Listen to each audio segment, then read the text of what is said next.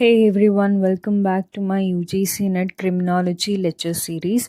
Today we are going to learn social bond theory. Imagine two people standing at the same crossroads. Both see the same opportunity to break the law.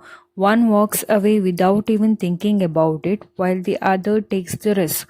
What makes them different? It's not always fear of punishment. It is not always morality either. The real answer lies in something invisible, something that silently controls our behavior every single day. This is what social bond theory proposed by Travis Hirschi tries to explain. Hirschi didn't ask the usual question, why do people commit crime? Instead, he asked something far more interesting. Why don't people commit crime? And his answer was simple yet powerful, because they are bonded to society. These bonds act like invisible threads. They connect us to people, goals, values, and responsibilities. As long as these threads are strong, they quietly keep us within limits. But the moment these bonds weaken, those limits begin to disappear. Now let's understand these bonds deeply through the four elements: attachment, commitment, involvement, and belief, and connect them with real cases so you never forget this theory. Attachment is not just about relationship, it is about emotional influence. It answers a simple question: whose opinion matters to you? Because when someone's opinion matters, their presence controls your actions, even when they are not physically there. For example, if you deeply respect your parents or a mentor, you automatically avoid action that might disappoint them. That's emotional connection becomes an internal control system.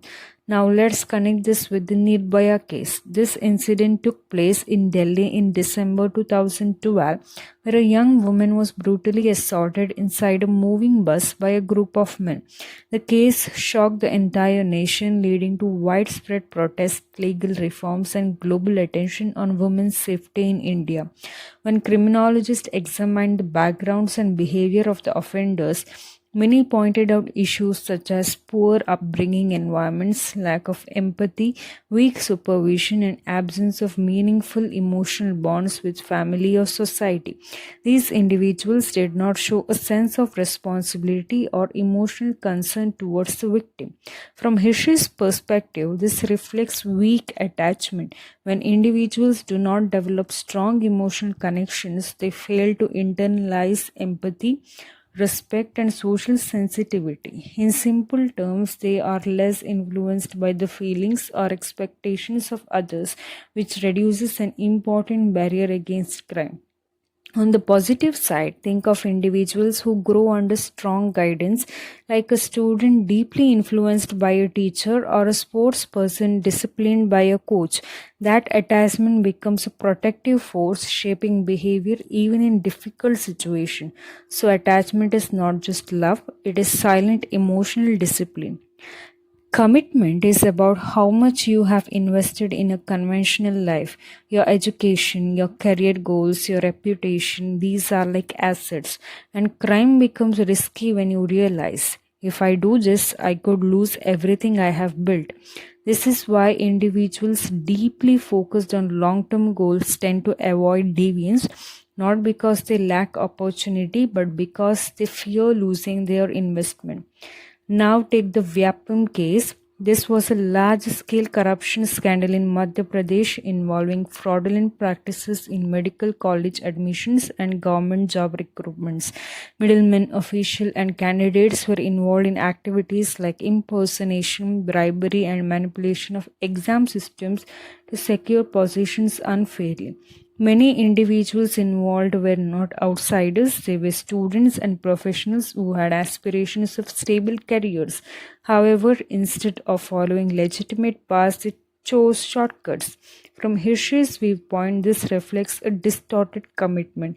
These individuals did have goals, education, jobs, success, but their commitment was not aligned with lawful means. They were willing to risk their future for immediate gains. True commitment acts as a control only when it is tied to ethical and legitimate processes. When that connection breaks, commitment no longer prevents crime. It can actually motivate it.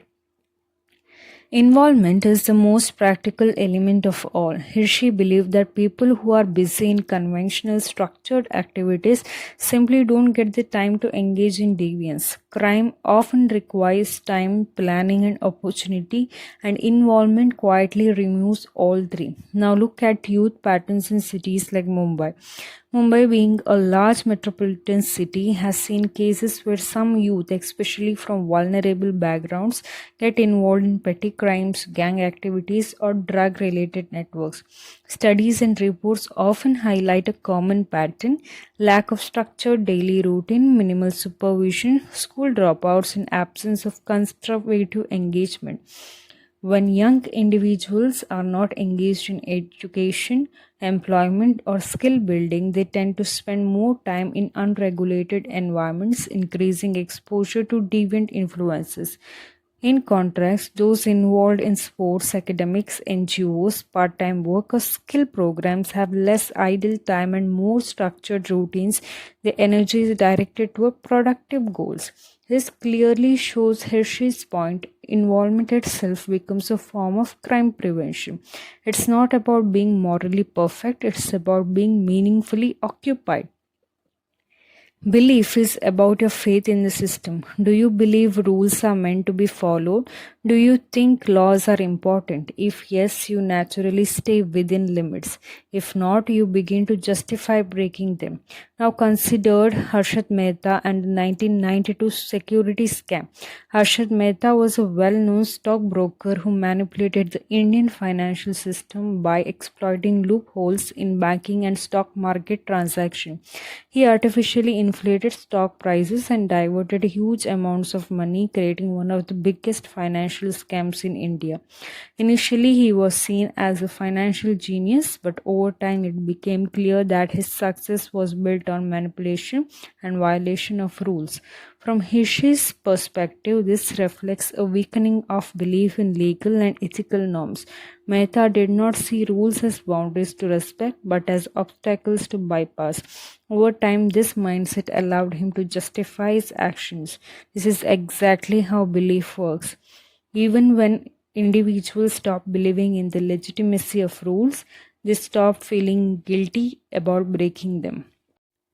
Even in everyday life, when people ignore traffic signals or basic laws, it often reflects not ignorance but a weak belief in the importance of those rules. Now, imagine a person who doesn't feel emotionally connected to others, has little to lose in life, has too much idle, unstructured time, and doesn't strongly believe in rules. That person is not controlled by society anymore, and that is where crime finds its space. Social bond theory gives us a powerful insight. Crime is not always about why someone chooses wrong. Sometimes it's about what failed to hold them back. The weaker the bond, the weaker the control. If you found this explanation clear and engaging, make sure to subscribe to the channel Criminology and Forensic Science for more such detailed and exam-oriented content. Share this video with your friends and fellow aspirants because understanding these theories can make a real difference in your preparation. And don't forget to check the practice questions given in the link below. Test yourself and see how much you have understood. See you in the next video.